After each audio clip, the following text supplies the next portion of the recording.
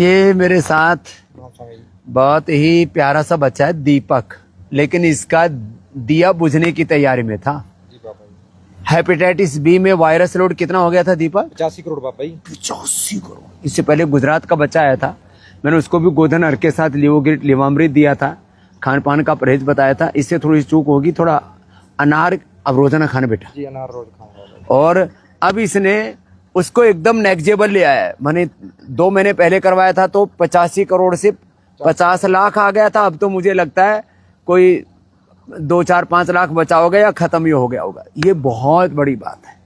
माने अब आज चेक कराएगा तो हो सकता है नेगेटिव मिल जाएगा, वायरस लोड खत्म हो जाता है। हेपेटाइटिस ए बी सी मैंने तो तीनों की तीनों एक साथ हुए तो उनको भी नेगेटिव किया है। बस योगाभ्यास, प्राणायाम, खान पान पर ध्यान। इसका माँ का लीवर कमजोर था, माँ को लीवर सिरोसिस, वो माँ से जेनेटिकली आ गया था। जेनेटिक बीमारियां बहुत चलती हैं। ये हमारा विकास बता रहा था। क्या तुम्हारे परिवार में जेनेटिक शुगर है? नाना जी की तरफ से सबको विरासत में शुगर मिली है। विरासत में शुगर मिली? जितने मामा मौसी सबको शुगर है। कितने हैं परिवार में शुगर के रोगी? 34% है। 34 लो, होलसेल में है। और तुम्हारा तुम बच गए। ये योग की साण में आ गया इसलिए बच गया, लेकिन वेट बढ़ गया था इसका। कितना था? 114 केजी वजन था मेरा। 114। और अब 80 किलो वजन। अब 80। अब इसको मैंने 75 का टारगेट दे दिया। वैसे लंबा अच्छा है तो सब बाबा जी 34 किलो वेट कम कर लिया।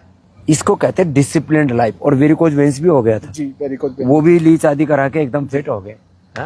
तुम तो मौज करो और दौड़ लगाओ, यहाँ से जाओ ऐसे उल्टे सीधे चला करो जी बाबा। उससे भी ना लीवर एक्टिवेट होता है, आंतें एक्टिवेट होती है। चलो हाँ, तो ये आज दीपक का और विकास का अप्रतिम उदाहरण था। जीवन ऐसे खिलना चाहिए। देखो यहाँ फूल खिले हुए, यहाँ बाईं तरफ आप देखिए कितने सुंदर सुंदर पुष्प खिले हुए।